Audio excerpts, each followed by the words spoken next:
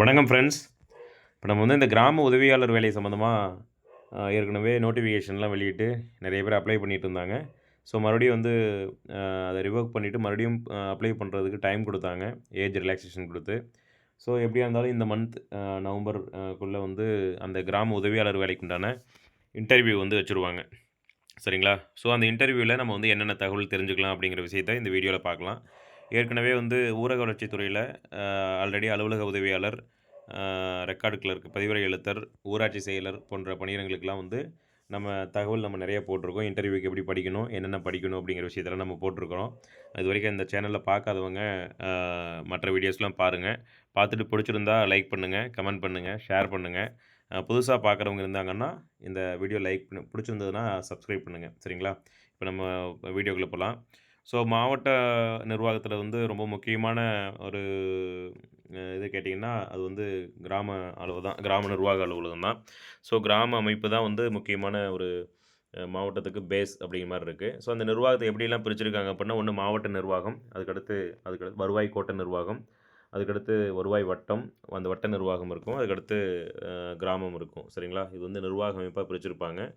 So இதனுடைய எண்ணிக்கை வந்து பார்த்திங்க அப்படின்னா, மாவட்டம் வந்து மொத்தம் தமிழ்நாட்டில் இருக்கக்கூடிய மாவட்டம் வந்து 38 இருக்குது. வருவாய் கோட்டத்தை பொறுத்த வரைக்கும் 94 வருவாய் கோட்டம் இருக்குது.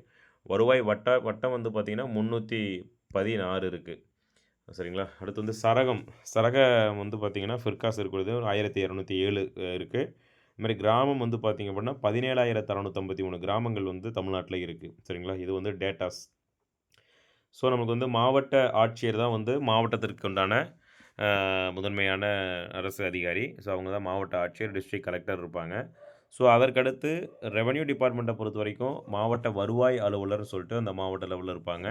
அவங்க டிஸ்ட்ரிக்ட் ரெவென்யூ ஆஃபீஸர்னு சொல்லுவாங்க. அதுக்கடுத்து மாவட்டங்கள் வந்து கோட்டங்களாக பிரிச்சிருப்பாங்க. அந்த கோட்டம் வந்து வருவாய் கோட்ட அலுவலகமாக இருக்கும். அங்கே இருக்கக்கூடிய நபர் வந்து வருவாய் கோட்டாட்சியர் அல்லது சாராட்சியர்னு இருப்பாங்க. இந்த வருவாய் கோட்டாட்சியர் அப்படிங்கிறவங்க வந்து பார்த்திங்கன்னா, குரூப் 1 டிஎன்பிஎஸ்சியில் குரூப் 1 எழுதி வர்றவங்க, இல்லைனா ப்ரொமோஷனில் வர்றவங்க, இவங்கெல்லாம் வந்து பார்த்திங்க அப்படின்னா ரெவென்யூ டிவிஷனல் ஆஃபீஸர்னு சொல்லுவாங்க. டெப்டி கலெக்டர் சொல்லுவாங்க. சாராட்சியர் அப்படின்னு வந்து பார்த்திங்க அப்படின்னா, அவங்க வந்து சப் கலெக்டர். ஸோ இவங்க வந்து பார்த்திங்கன்னா யூபிஎஸ்சி எழுதி டைரெக்டாக வந்து போஸ்டிங் வர்றவங்க, டைரக்ட் ஐஏஎஸ் இவங்க வந்து சாராட்சியர் அப்படின்னு சொல்லுவாங்க. சரிங்களா? அதுக்கடுத்து வருவாய் வட்டாட்சியர்னு சொல்லிட்டு அடுத்த நிலை. இது வந்து தாலுக்கா ஆஃபீஸ் வந்து இருக்கும். தாசில்தார் அப்படின்னு சொல்லுவாங்க. இது வந்து வருவாய் வட்டாட்சியர். அதோட எண்ணிக்கையில நம்ம மேலே பார்த்துருக்கோம். அது வந்து மெமரி பண்ணி வச்சுக்கோங்க. இதுமாதிரி வருவாய் ஆய்வாளர், அடுத்து வந்து ரெவென்யூ இன்ஸ்பெக்டர், அது வந்து சரகங்களுக்கு பிரிச்சிருக்கக்கூடிய அந்த ஆஃபீஸ் வந்து வருவாய் ஆய்வாளர்.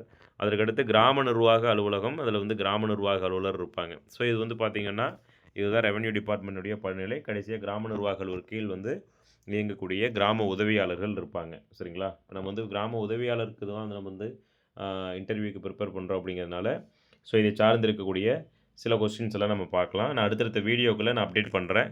தொடர்ந்து ஃபாலோ பண்ணிக்கங்க.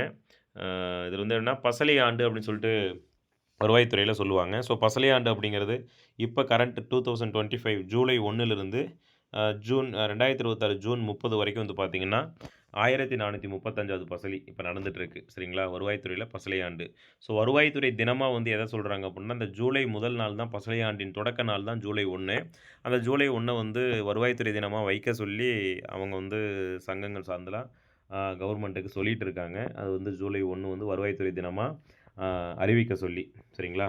அதுக்கடுத்து வந்து பார்த்திங்கன்னா, பசலின்னா என்ன அப்படின்னா விவசாய நாட்காட்டி முறை. இது வந்து முகலாய அரசர் அக்பரால் வந்து உருவாக்கப்பட்டது தான் இந்த இது. அந்த நில வருவாயில வந்து வருவாய் நோக்கங்களுக்காக பயன்படுத்தக்கூடிய ஒரு பாரம்பரிய விவசாய நாட்காட்டி முறை தான் அந்த பசலி நாட்காட்டி முறை சொல்கிறாங்க. பசலி ஆண்டை சொல்கிறாங்க.